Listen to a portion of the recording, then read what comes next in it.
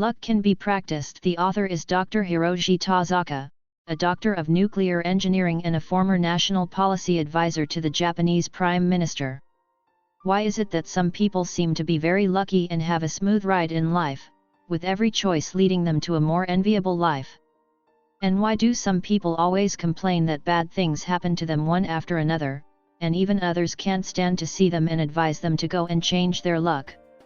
Although science has not yet been able to prove luck, author Hiroshi Tasaka, who is a doctor of nuclear engineering, has discovered that our hearts have a magical quality, and as long as we understand how our hearts work, we will be able to decipher the key elements of why some people have tried the law of attraction and positive thinking, but have not seen any results.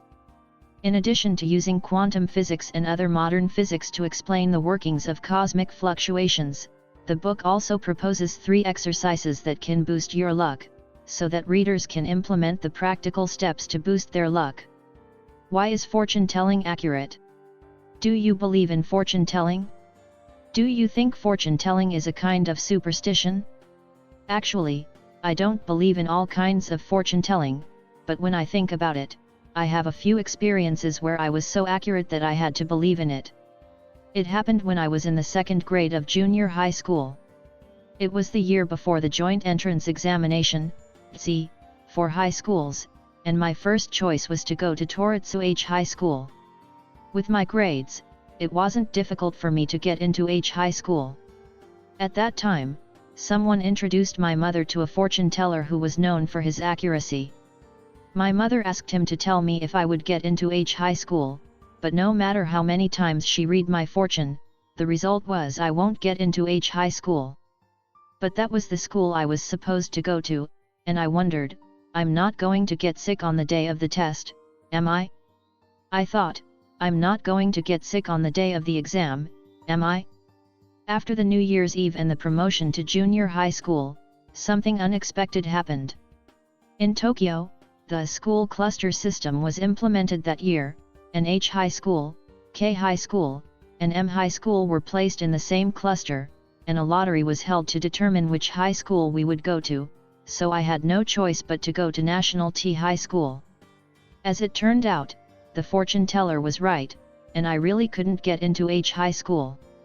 Another story about the accuracy of the fortune teller happened when I had just finished my PhD and was looking for a job. My supervising professor, Professor K, invited me to work as an assistant in his research lab after I finished my doctorate. One day, after I had finalized the deal, I was walking down the street in Shinjuku when I passed a fortune teller's booth, and I had a sudden feeling that I should stop and ask him to read my fortune for a job.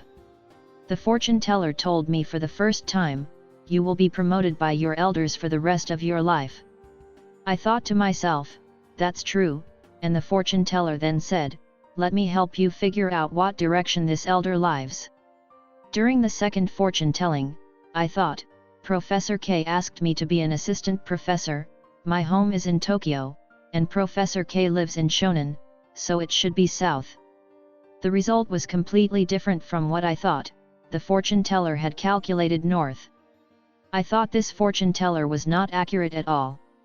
A few days later, Professor K called me in and told me, "This job is gone."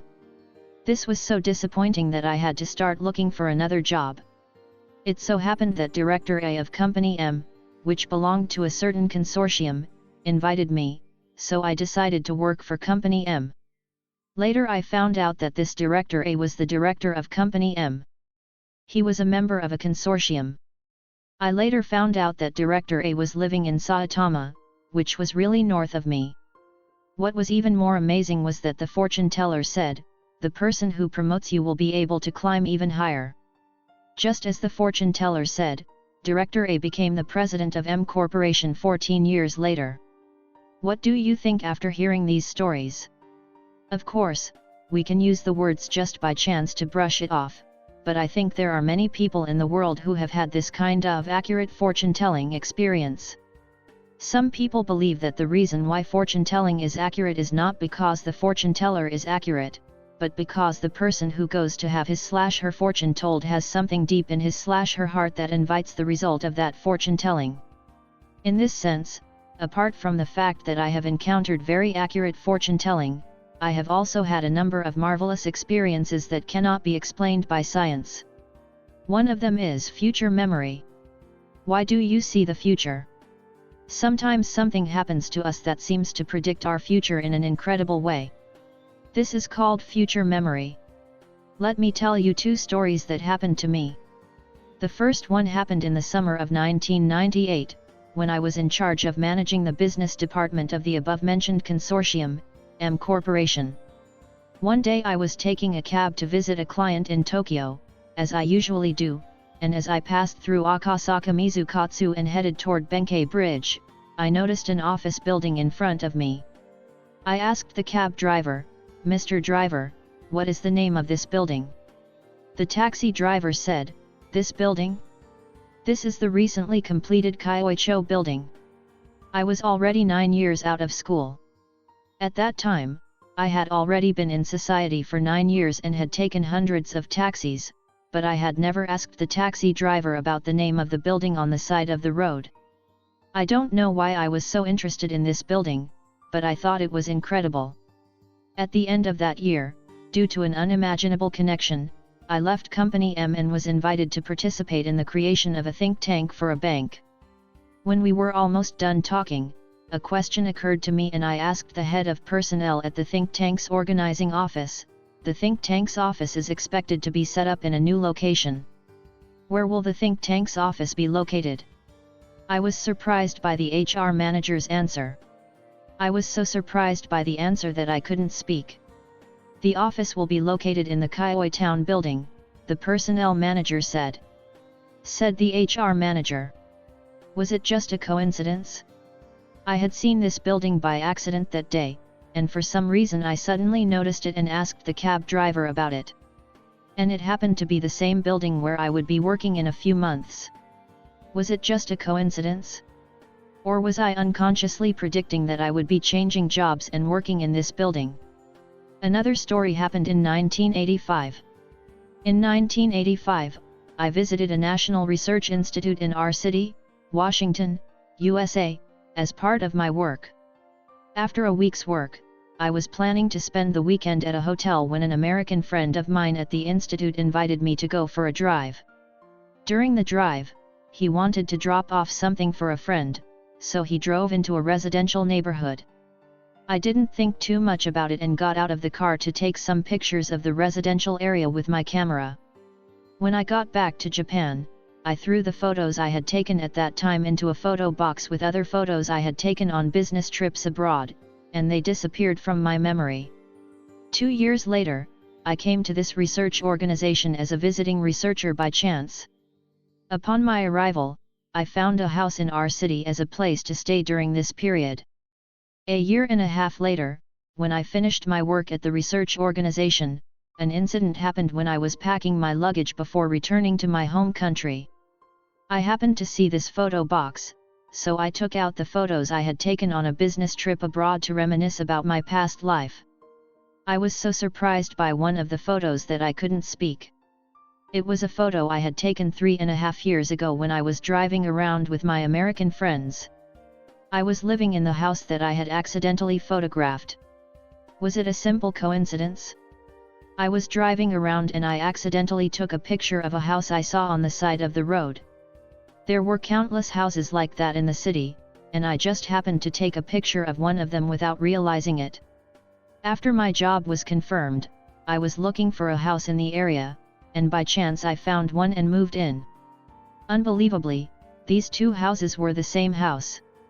Was it just a coincidence? Or did I unconsciously prophesize both my work in the US and this house? These two stories are about the phenomenon that something happened at a certain time that predicted your future, which is also known as future memory. Such a phenomenon cannot be explained by current science, but of course it can be explained by mere chance. I have often encountered this kind of future memory. You may wish to think about whether you have had such experiences in your past life, whether you have ever foreseen the future or had similar experiences of foresight. Usually, whenever I have the opportunity, I will ask my friends in private if they have had such experiences, and I have never expected that there are surprisingly many people who have had such experiences. However, these friends were worried that such experience would be misunderstood, so they were reluctant to talk about it on their own initiative.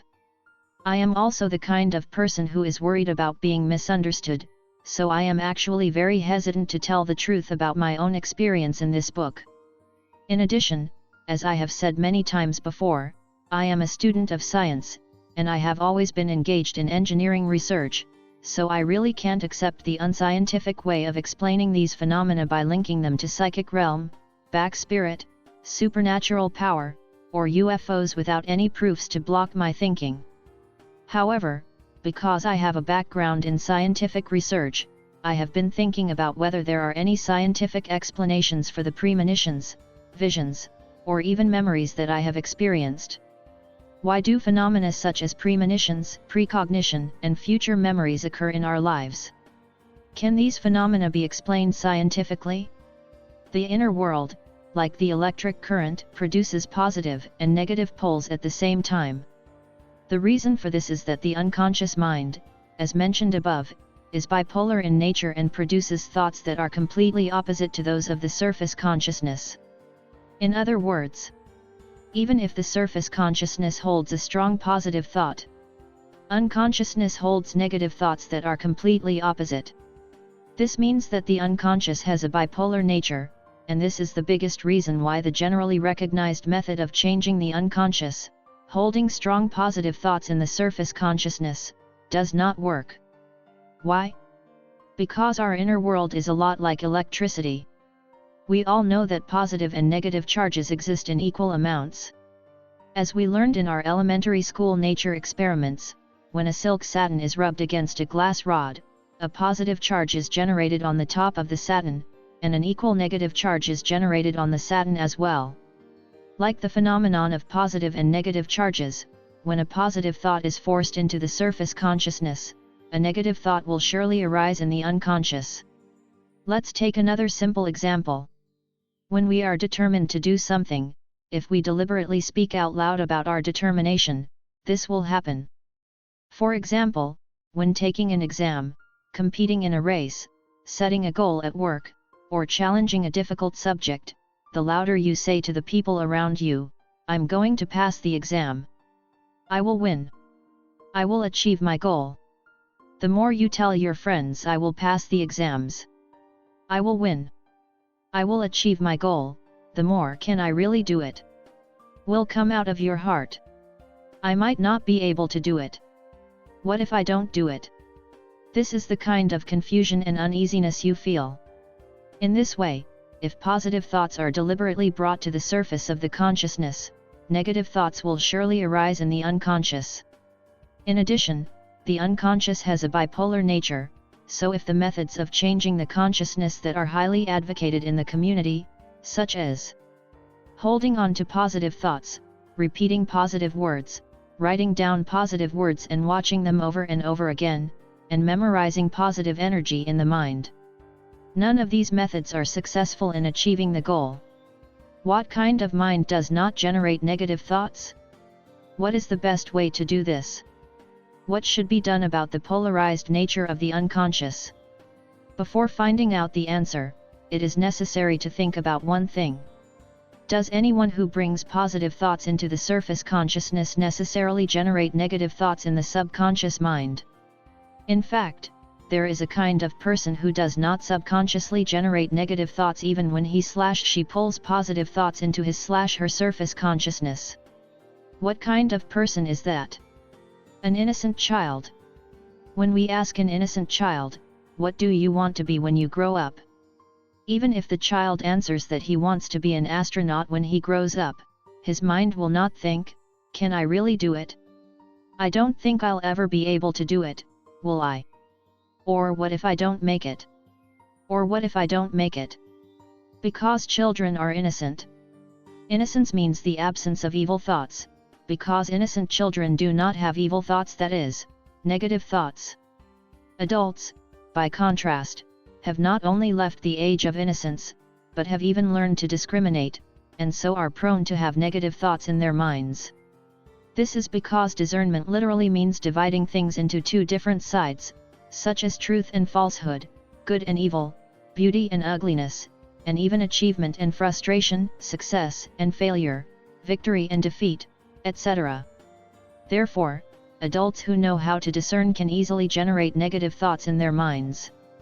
Therefore, when adults who know how to differentiate hold certain positive thoughts, truth, goodness, beauty, achievement, success, victory, etc., they will at the same time create negative thoughts, falsehood, evil, ugliness, frustration, failure, defeat, etc., in their minds. Does it mean that when all adults have positive thoughts in their minds, they will always have negative thoughts? This is not necessarily true. Even as adults, as long as we have the innocence of a child, this separation of thoughts will not happen to us. If you look around, you will find that many successful entrepreneurs in our society have an innocent heart. In particular, successful entrepreneurs in venture capital often make optimistic statements such as, "We must make this company bigger. This business is going to be a success." It makes you wonder if they don't have words like failure, defeat, and defeat in their heads. Apart from company owners and entrepreneurs, this is also a common characteristic of people who have succeeded in a certain field, such as artists and athletes. But these people don't just rely on their innocent personality traits to get things done. As I mentioned in The Gifted Power of Multiple Personalities, although these people have both realistic and sensitive personalities, and can switch between them depending on the situation, it is their ability to be naive and optimistic that allows them to attract good luck in various situations and steer their work in the direction of success. 3 ways to fill your mind with positive thoughts. As you read this, you may be wondering, not everyone can be as innocent as a child. What should we do if we don't have an innocent heart? This should be the most common question, but it is also a very important question.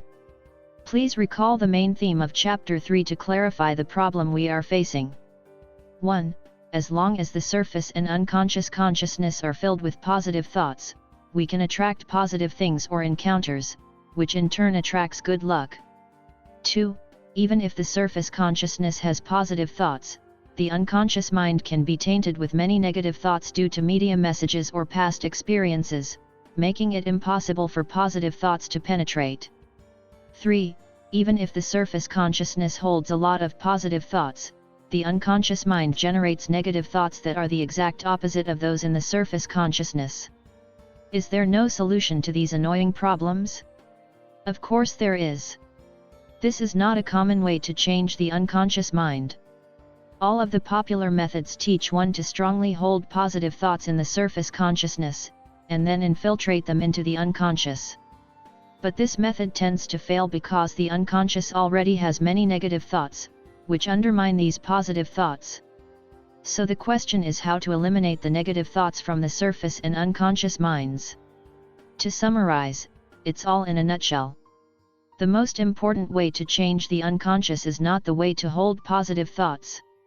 The most important way to change unconsciousness is not the way to hold on to positive thoughts, but the way to eliminate negative thoughts. The most important way to change unconsciousness is not the way to hold positive thoughts, but the way to eliminate negative thoughts. In other words, instead of allowing positive thoughts to permeate the unconscious, it is more important to try to recognize the negative thoughts in the unconscious and eliminate them one by one. So, what is the method of eliminating negative thoughts? This book will explain this method to you.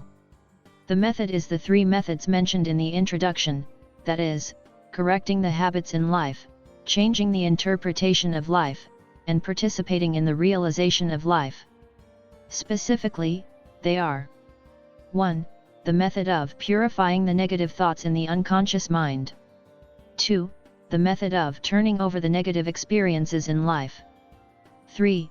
The method of learning the most extreme positive outlook on life. In conclusion, the author presents 5 types of consciousness within people, which are constantly manipulating our luck in both tangible and intangible ways. 1. Self-consciousness. Self-consciousness is also a level of superficial consciousness. A person's thoughts and inner state directly reflect how much good luck he can feel. Let's take work performance as an example. Suppose a person always holds dissatisfaction or anger in his heart, in addition to not being able to concentrate on his work, making him prone to making mistakes, not being efficient, and not being able to give full play to his original strength. He is also blamed by his supervisors and customers a few times, which gradually reveals the appearance of poor luck. These results deepen his negative thoughts, which turn into negative words. A person who always complains and curses will make people around him want to build a protective wall with him. As a matter of fact, 55% of our first impression of a person is based on his body language and facial expression, 38% is based on his tone of voice, and only 7% is based on what he says. That is to say, more than 90% of human communication is based on eyes, expressions, body movements, and other nonverbal. The other party may not remember what you said, but they will always remember the feeling you bring them. 2. Group consciousness. This is the self-awareness of the whole group, and people who know how to get a good vibe going or boost morale are very important in bringing good luck to a group. Because they can help to make the atmosphere of the team better, naturally everyone in a relaxed mood to play more strength, creating a better atmosphere of virtuous cycle. 3. Self-unconsciousness. The general public will also call it the subconscious or deep consciousness. What is unconsciousness? In the book, there is an example of a psychological state called self-punishment consciousness. Some people, because of certain incidents in the past, have become self-punishing and they hold on to the cause, blaming themselves excessively and not being able to let go of it.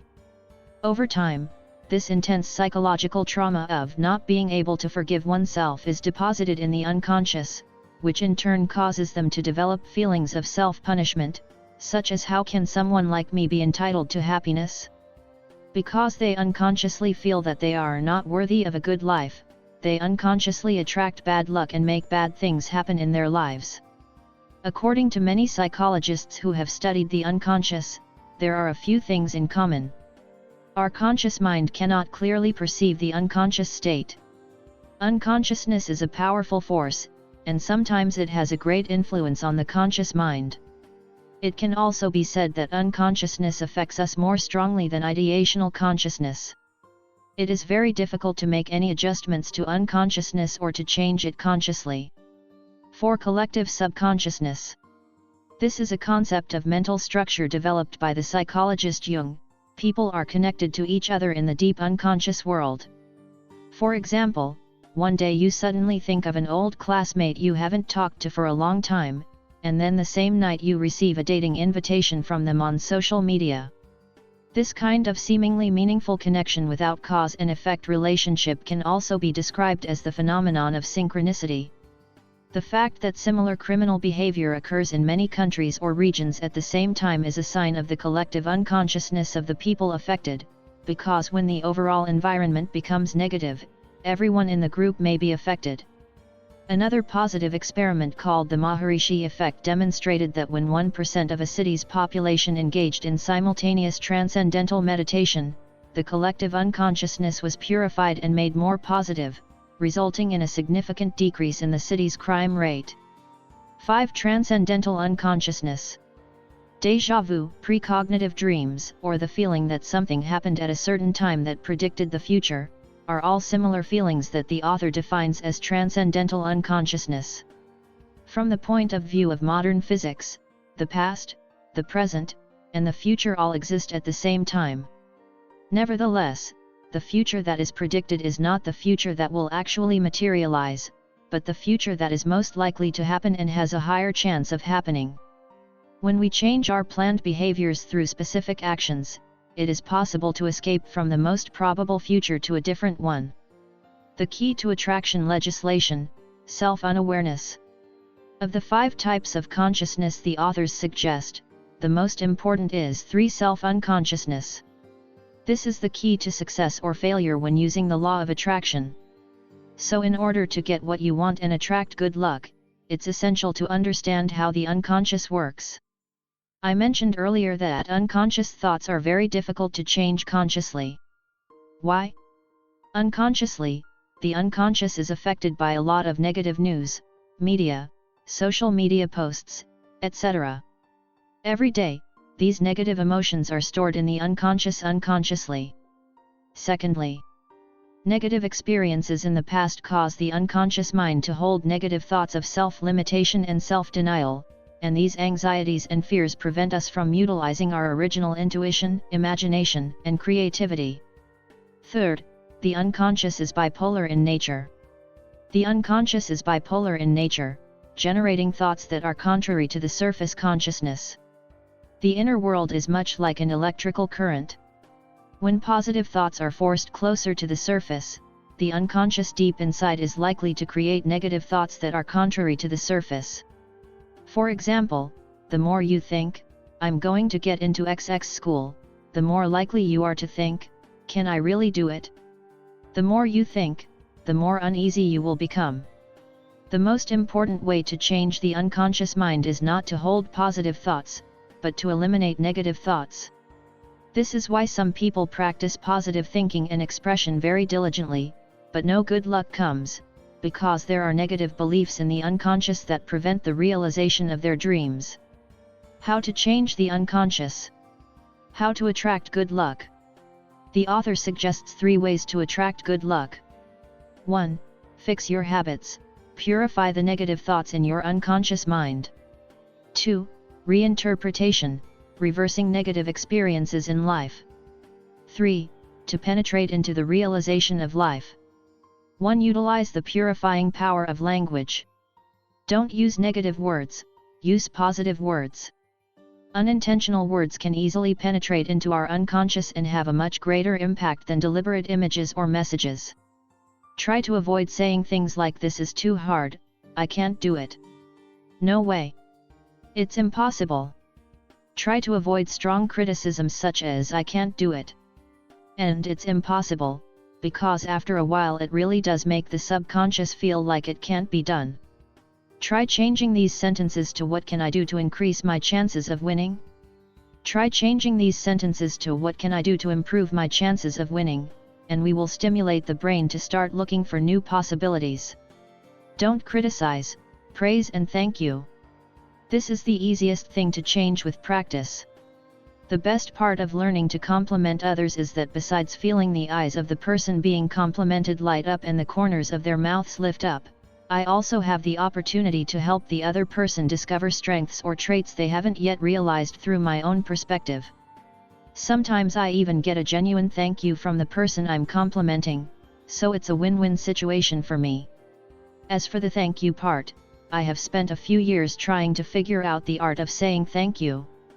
In the past, when I expressed my gratitude, I would probably just say thank you or reply to a posting.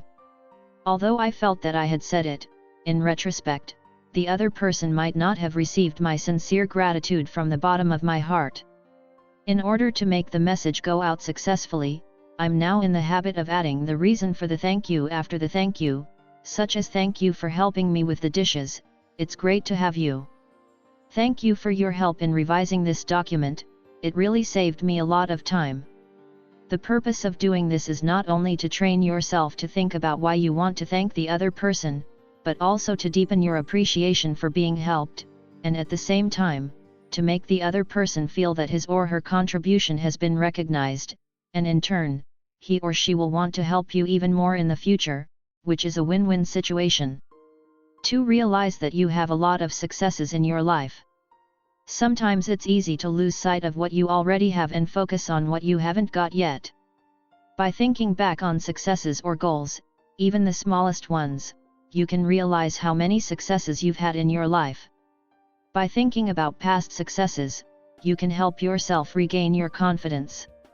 Playing the music you listened to at the moment of achievement, or simply pressing the soundtrack of a movie where the main character completes a task, can help you remember the joy, evoke the feeling of success, and penetrate a sense of happiness into the unconscious.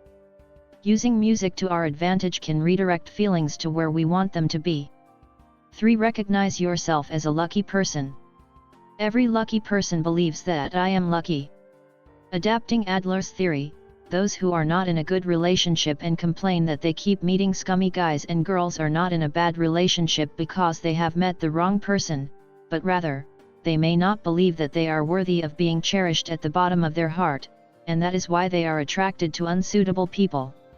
The author, who has a PhD in engineering, also mentions the principle of the law of attraction, which is that fluctuations resonate with other fluctuations of similar frequency, and people's thoughts are transmitted in a fluctuating manner, which causes the brain and the thoughts in the heart to resonate with messages of similar frequency, and then attract each other. Therefore, in order to enhance one's degree of good luck, the most fundamental thing is to believe that one has good luck and is worthy of good luck. 4. Be grateful for your lucky life. When we achieve success or accomplishments, we can be humble and thankful with the thought that some great power gave me the lead. While this may sound like some kind of belief, the author is actually trying to convey the idea that when people achieve their goals, apart from the fruits of their own efforts, they should not forget that there is also a great power in the universe that gives us guidance in our lives. The benefit of this idea is that we no longer feel alone, that we can only accomplish things on our own, and when we are in trouble we don't have the negative thoughts of "am I capable of solving this?" When we are in a difficult situation, we will not have negative thoughts like "am I capable of solving it?"